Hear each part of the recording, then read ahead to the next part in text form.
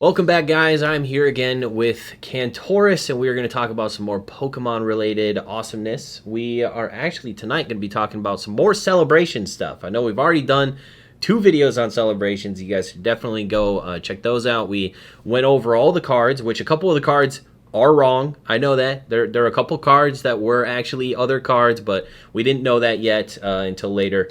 Did they end up being wrong? Oh man, I think there's jeez. only 1 or 2 cards, 2 of the more speculative cards that we looked at that were actually swapped out for other cards. Okay. But for the most part, we got like 48 out of 50 cards correct. So we took a look at That's all an the A, right? cards. Yeah, exactly, That's an A. exactly.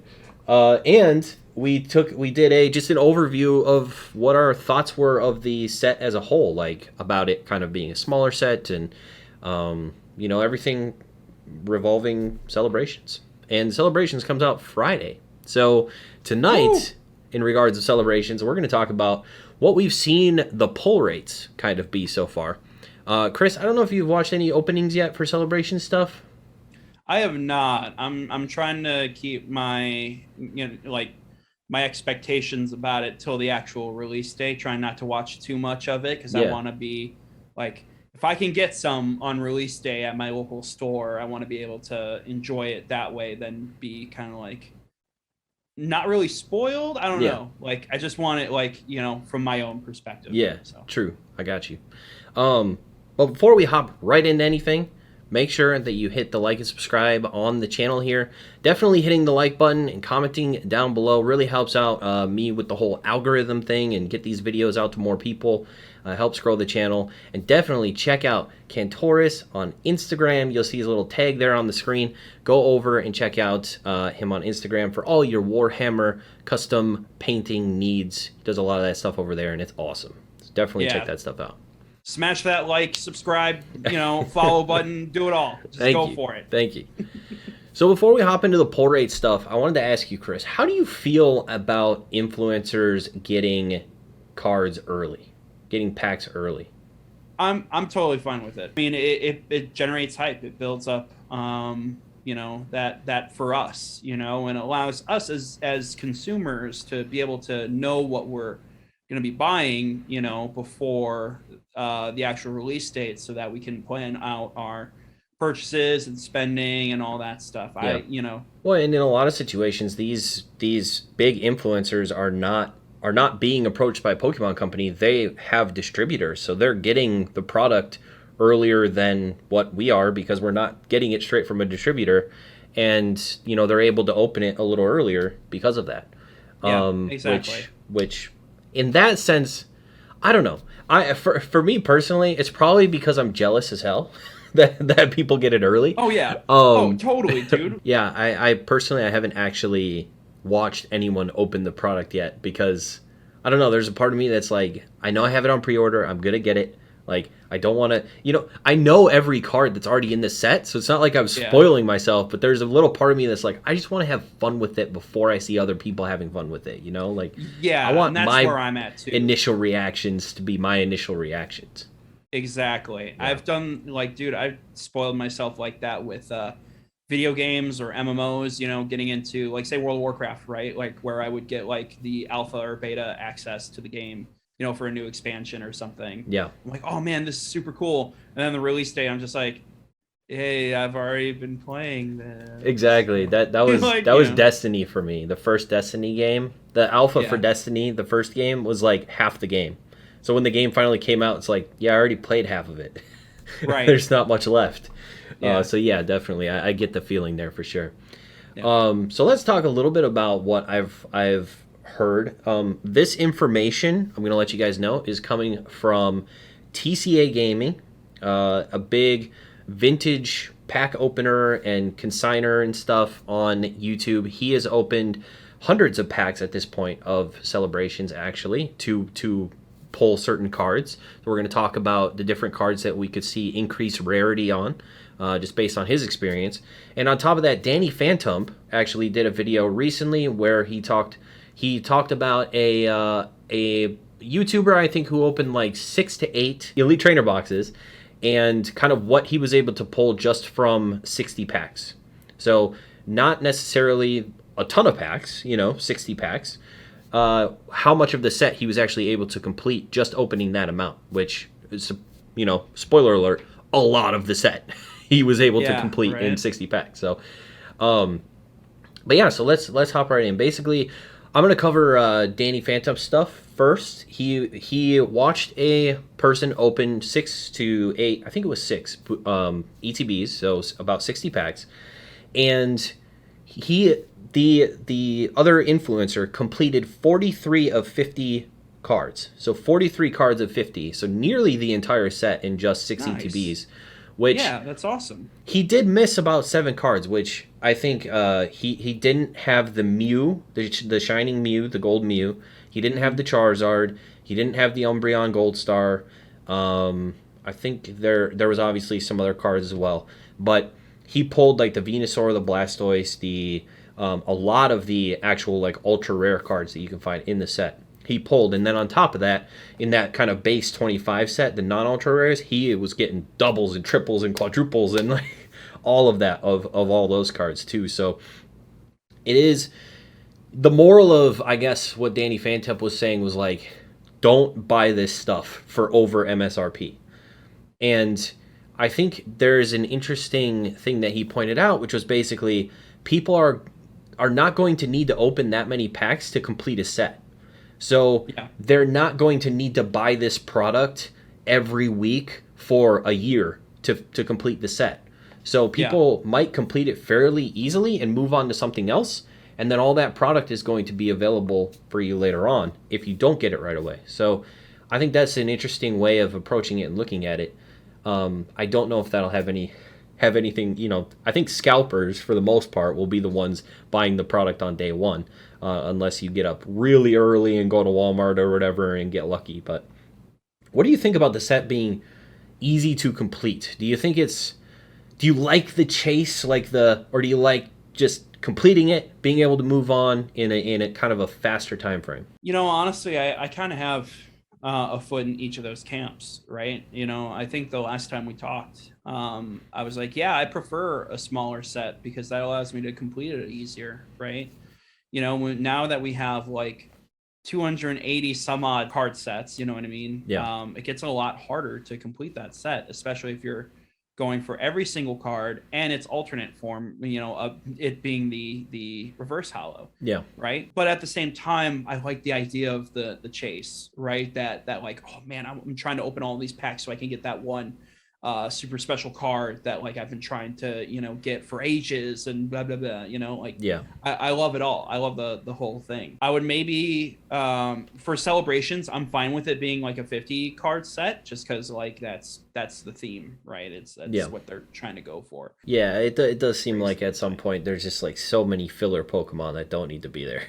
Yeah, like so many hyper rares that are just these kind of C, D, E, F tier Pokemon that are just like, why are they? Like, I opened a Fusion Arts box from Japan recently on the channel, and the card that I pulled was a Crabominable Full Art, was my secret rare.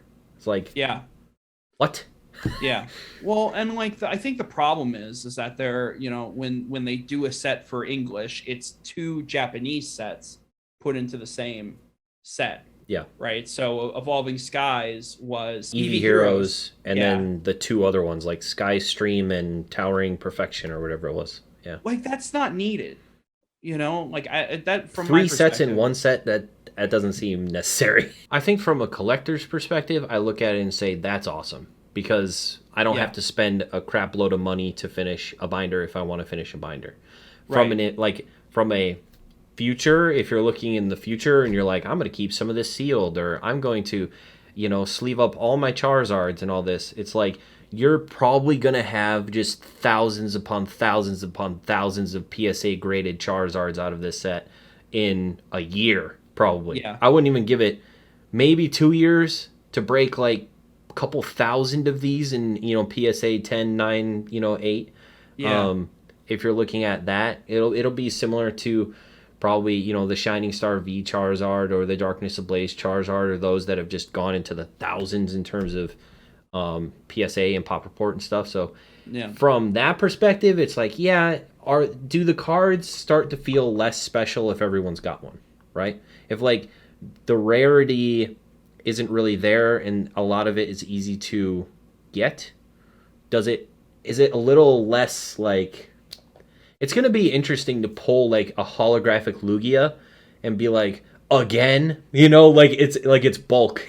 Yeah. Like holographic Well, Ho-Ohs and Lugias are gonna be bulk in this set. It's kind of nuts. yeah. Well, and like the hope of a set like this, right, is that there's more product available for everybody.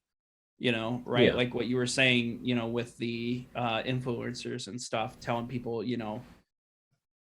don't go out and rush to buy this set, right? Or whatever.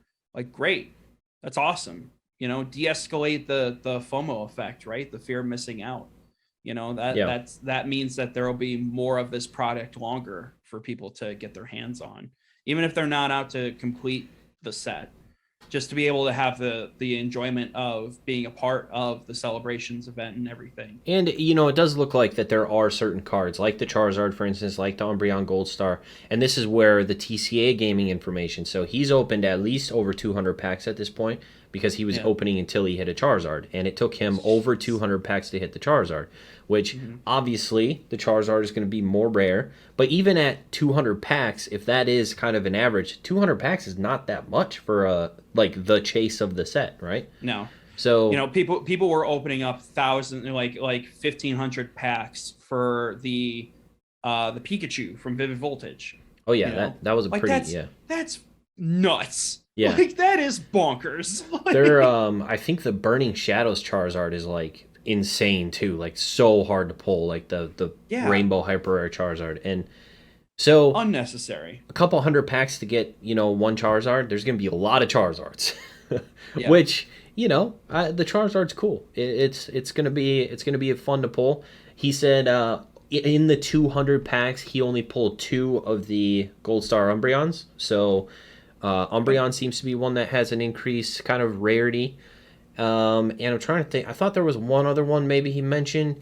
He did mention that he pulled quite a few of the Venusaur and Blastoise before he was able to pull a Charizard. So those will be a bit more plentiful in the set, hopefully, as well. The Danny Phantump video, he mentioned out of the ETBs, that guy was able to pull at least one of each, the Blastoise and the Venusaur as well. So yeah, I mean, obviously, the packs aren't just randomized. There are going to be certain cards that have rarity to them, which is going to be really nice.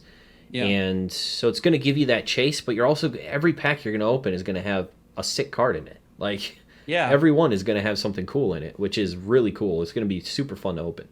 Right. And the whole point, right, is to be able to trade with your friends. It's a TCG, Yeah. like trade those bulk things with, people, like your friends or people at your local gaming store that are looking for the ones that you have that they don't, and that'll help you, get rid of some of that bulk and maybe find more of the set that you want. So, Champions Path, right? Mm-hmm. And Champions Path obviously was a much smaller set.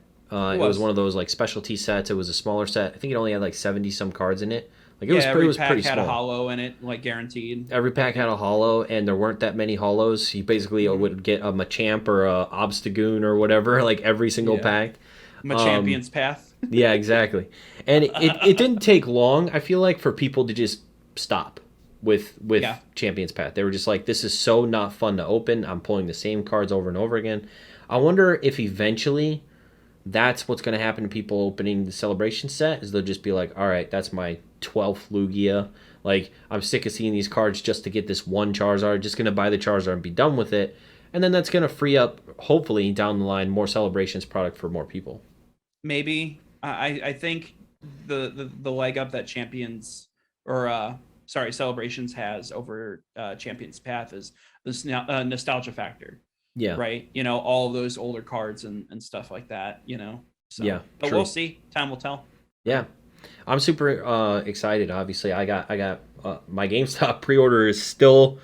I've seen other people get them canceled, so fingers crossed. It's still good. As of now, I haven't gotten an email saying it's canceled yet. I did watch a video today though that they said that the Pikachu V Union boxes and some of the the Lancet Charizard and Dark Sylveon boxes may be delayed from certain distributors. So I heard about that. I heard the delays coming.